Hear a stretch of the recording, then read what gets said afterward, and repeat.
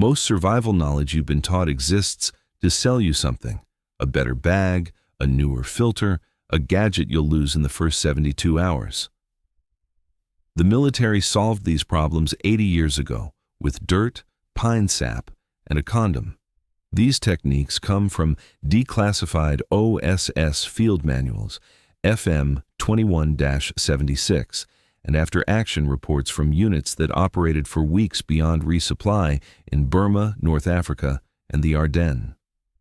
One item on this list turns a single piece of rubber that fits in your pocket into a 1-quart water vessel that kept paratroopers alive across 3 theaters of war.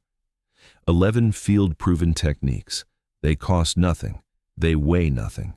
They solve shelter, water, fire, food, navigation, light, and medical needs using materials already around you. Most people spend hundreds on gear they'll never see again after day 3. You're about to learn what actually works when everything else is gone. Number 1. The Condom Canteen. An unlubricated condom weighs 2 grams. It holds 1 quart of water. That's a weight-to-capacity ratio over 200 times better than any rigid bottle you own. Airborne units carried these as standard lightweight hydration backup, not as a joke, as doctrine. You take the condom, you slide it inside a sock for structural support, and you now have a flexible, packable, 1-quart water vessel that takes up less space than a box of matches. Your 3-pound hydration bladder does the same job. It also takes up half your pack, cracks in freezing temperatures, and punctures on brush. This does not. But here's where the Condom Canteen earns its place on this list. Water transport is just the first function. You use it to waterproof your fire-starting materials. Tinder, matches, ferro rod, all of it sealed from moisture. You use it to protect wound dressings. You use it to store collected dry tinder for later. You use it as a collection vessel under a drip filter. 1 item, 5 functions, 2 grams. The civilian mistake is building your water plan around heavy, rigid, single-purpose containers. Trained personnel build it around redundancy and weight discipline. 1 condom replaces 3 pieces of gear that collectively weigh over 2 pounds. That math doesn't change because it sounds ridiculous. It changes everything because it is ridiculous. And it works. I've put together a complete guide on field expedient survival techniques, and you'll find the link right at the top of the description. Number 2. The Dakota Fire Hole. 2 holes, 10 inches apart, connected by a tunnel underground. That's the entire build. 1 hole is your fire chamber, the other is your air intake. The tunnel between them creates a natural draft that feeds oxygen directly to the base of your flame. This burns fuel roughly 50% more efficiently than any surface fire you've ever built. 50%. That means the same wood pile lasts you twice as long. In a resource-scarce scenario, that's not a convenience. That's the difference between staying in position and being forced to move. But efficiency isn't even the primary function. Signature reduction is. An open campfire broadcasts your position in 2 ways: light and smoke. The Dakota Fire Hole solves both. The flame sits below ground level. Visible light drops to near 0 from any distance beyond 30 feet. Smoke output drops dramatically because the improved airflow creates more complete combustion. Less unburned particulate means less visible smoke. This was developed for infantry and SOF units operating in contested territory. When your fire can get you killed, you either solve the problem or you don't make fire at all. Your civilian campfire ring does none of this. It consumes double the fuel. It throws light in every direction. It produces a smoke column visible for miles, and it goes out in the wind unless you babysit it. The Dakota Fire Hole handles wind automatically because the combustion is sheltered below grade. You dig 2 holes with a stick and your hands. Time to build is under 15 minutes. Cost is 0. Weight is 0. And you've just cut your fuel consumption in half while becoming functionally invisible at night. Number 3. Pine Resin Multi-Tool. Every coniferous tree you walk past is a supply depot. You just haven't been trained to see it that way. Pine resin is the amber-colored sap that bleeds from wounds in the bark. Collect it. It's an adhesive, it's a wound sealant, it's a waterproofing agent, it's a fire extender, It's an antimicrobial treatment. That's 5 functions from a single foraged material that's available in every temperate and boreal forest on the continent. The chemistry is straightforward. Abiotic acid compounds in the resin provide documented antimicrobial properties. You apply it directly to a wound, and it seals the opening while actively fighting bacterial colonization. Field medics in the European and Pacific theaters used this when resupply failed and commercial medical supplies ran out. You mix pine resin with crushed charcoal dust, roughly a 3-to-1 ratio, and you get a structural adhesive, strong enough to patch torn gear, strong enough to seal a cracked water container, strong enough to reattach a boot sole. Heat it gently and it becomes workable. Let it cool and it sets hard. You can also use it to waterproof seams on improvised shelters, spread it thin along stitching or overlap points, and it sheds rain. Now count what you've just replaced: wound sealant, adhesive, waterproofer, fire starter, antimicrobial agent. That's 5 to 6 single-purpose commercial products eliminated from your pack. Products that cost money, add weight, and run out. Pine resin doesn't run out. You collect more from the next tree. The civilian error is packing dedicated tubes of glue, wound seal, and waterproofer when a single renewable resource outperforms all of them by weight. Number 4. Charcoal Water Filtration. You know those $40 commercial filters on the shelf at every outdoor store? They all use the same science. Activated charcoal adsorption, molecular bonding at the surface level that traps organic contaminants and particulates. You can build the same system from a fire. After your fire burns down, you collect the hardwood charcoal, you crush it, you layer it inside a container with alternating layers of sand and gravel. Water passes through, and the charcoal adsorbs contaminants through the identical molecular bonding principle as the commercial unit. Activated charcoal has a surface area of roughly 3,000 square meters per gram. Field charcoal is less refined, but the mechanism is the same. You're not approximating filtration, you're performing it. Combined with boiling, this system substantially reduces bacterial contamination. Now here's your comparison. Commercial filter, $40, 8 ounces, limited cartridge life, breaks if you drop it, freezes and cracks in winter. Field charcoal filter, $0, built from fire byproduct and soil, unlimited refills.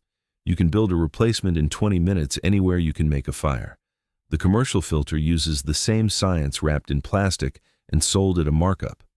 You're not paying for better filtration. You're paying for convenience. And convenience is the first thing that disappears when your situation gets real. The person who understands the science builds a new filter. The person who depends on the product has nothing. Number 5. Pay attention to this one. The Hobo Stove. This is the single clearest example of what this entire list is about. Engineered efficiency from discarded material. You take a tin can, any tin can. You punch ventilation holes around the base, roughly 6 to 8 holes evenly spaced. You cut a fuel port on one side. That's it. That's the whole build. 5 minutes with a knife or a sharp rock. The ventilation holes create directed airflow that feeds oxygen to the combustion zone. This is the same convection principle inside commercial backpacking stoves that cost $50 to $100. You feed small twigs into the fuel port. The directed airflow supercharges combustion. A canteen cup of water reaches a boil in approximately 4 minutes. 4 minutes. Using twigs you picked up off the ground. Your fuel consumption drops to roughly 1/3 of what an open fire requires for the same task. That means less time gathering fuel, less time exposed, less energy spent. 1/3 the material for the same output. The commercial camp stove weighs 1 to 3 pounds. It requires proprietary fuel canisters that weigh more, cost money, and run out. The Hobo Stove weighs a few ounces.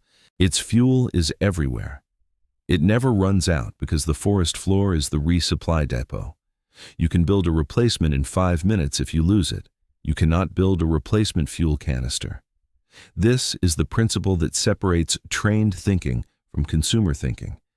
The trained mind looks at a tin can and sees a functioning stove. The consumer mind looks at a catalog and sees a purchase.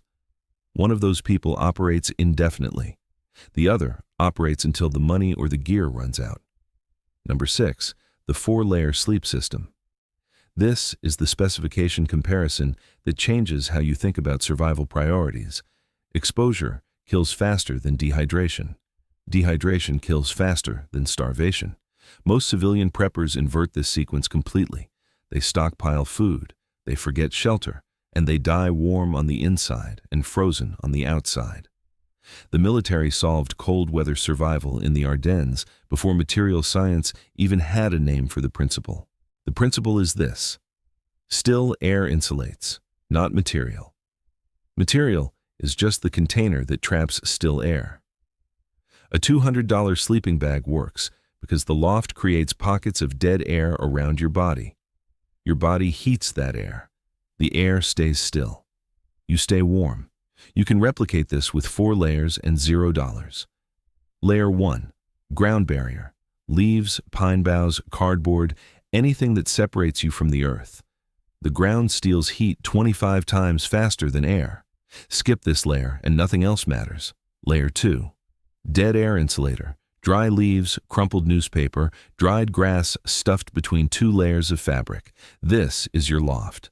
The material doesn't matter. The trapped air does. Layer 3, wind shell. A tarp, a poncho, a trash bag, any non-porous barrier that prevents wind from stripping your dead air layer. Layer 4, vapor management. Your body produces moisture all night. Without a way to vent or wick it, your insulation gets damp. Damp insulation loses up to 90% of its thermal value. Crack the shell layer at the feet to allow airflow. This was documented in after-action reports from the Battle of the Bulge. Soldiers who understood these 4 layers survived sub-zero nights with improvised materials. Soldiers who didn't froze. A handful of dry leaves mathematically replicates the thermal mechanism of a $200 sleeping bag. That's not a metaphor. It's physics. Number 7. The solar still. You need water. You have no filter. You have no fire. You have no chemical treatment. You have sunlight and a piece of clear plastic. That's enough. You dig a hole roughly 3 feet across and 2 feet deep. You place a collection container at the center. You stretch clear plastic over the top and seal the edges with soil. You place a small stone in the center of the plastic so it sags into a cone shape directly above your container. The sun heats the soil. Moisture evaporates. It rises, hits the plastic, condenses, and runs down the cone into your container. You've just performed distillation. The water is clean. No bacteria, no particulates, no chemical contaminants that don't evaporate at lower temperatures than water. Yield is roughly 1 pint to over 1 quart per day, depending on soil moisture and sun exposure. That's not a lot, but it's enough. And it requires 0 energy expenditure after the initial setup. Formalized for North African theater operations. Published in FM 21-76. Still valid today because the physics of evaporation and condensation don't expire. You can increase output by adding vegetation inside the pit. Green leaves and non-poisonous plant material add moisture to the system. You can also pour contaminated or salt water onto the soil inside the pit and let the still purify it for you. Every survival kit on the market costs money and adds weight. This costs a piece of plastic, and it works while you sleep. Number 8. The Buttonhole Compass. This is the curiosity callback. Earlier, I told you about a piece of rubber that fits in your pocket. Here's one that fits inside a button. OSS evasion kits concealed pre-magnetized sewing needles inside uniform buttons. Operatives captured behind enemy lines could extract the needle, float it on a leaf in still water, and it would orient itself north-south along Earth's magnetic field. You can replicate this right now. Take any sewing needle. Stroke it repeatedly in one direction against silk, wool, or even your hair. This friction transfers a weak magnetic charge to the ferrous metal. Place the needle on a small leaf or sliver of bark. Set it in still water. It rotates and settles on a north-south axis. The physics are permanent. Ferrous metal plus friction transferred charge plus Earth's magnetic field equals directional reference. 0 batteries, 0 electronics, 0 weight. Your $50 compass is more accurate, absolutely. But your $50 compass is also sitting in a drawer, or in a pack you don't have, or broken, or lost. The Buttonhole Compass requires a needle and any body of still water. You're never without the ability to find north. That's the entire point. Redundancy isn't carrying two of the same thing. Redundancy is knowing how to replace the thing you lost with the materials around you. Number 9. The grease lamp. Light is a force multiplier you don't think about until you don't have it. You can't perform medical treatment in the dark. You can't navigate inside a structure in the dark. You can't read a map, inventory supplies, or repair gear in the dark.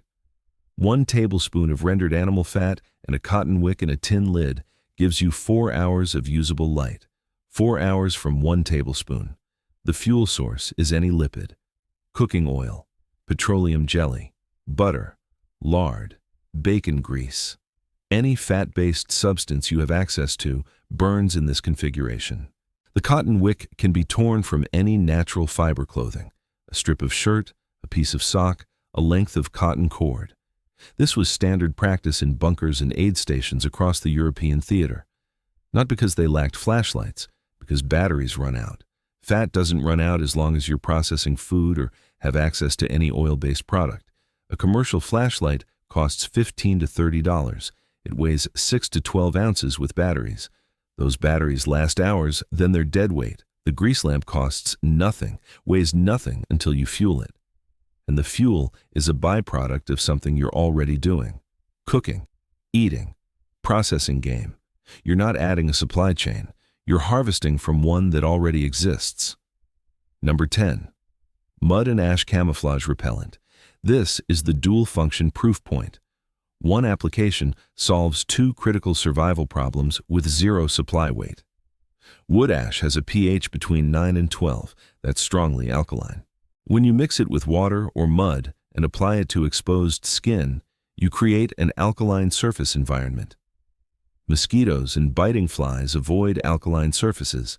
This was developed in the Pacific and CBI theaters before commercial insect repellent was standard issue. Troops operating in dense jungle had to solve insect-borne disease exposure with available materials. Ash worked, but you're also applying a material that breaks up the human skin pattern and tone. You're simultaneously creating visual concealment. 1 action, 2 problems solved. No bottle of repellent to buy, carry, or run out of. No face paint to pack. The alkaline deterrent works for several hours per application. Reapplication uses materials from your fire, which you're already maintaining.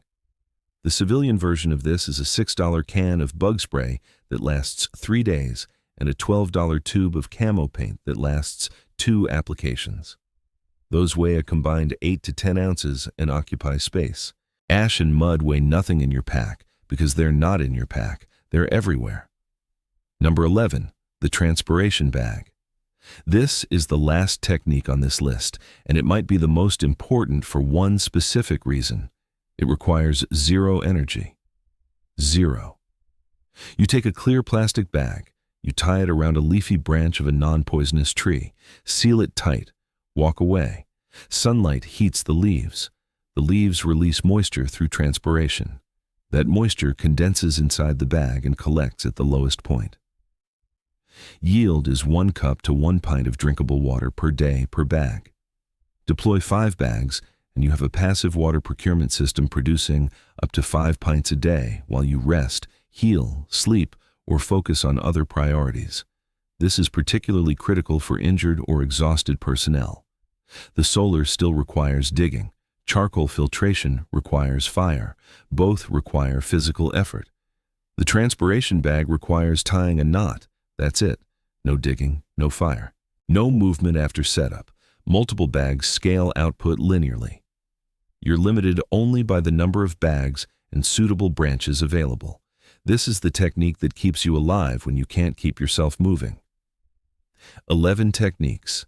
$0, 0 pounds. Every one of them proven in combat conditions across 3 theaters of war.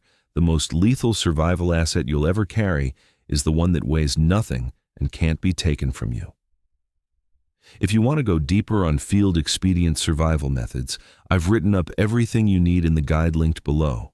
Drop a comment and tell me which of these 11 you're building first.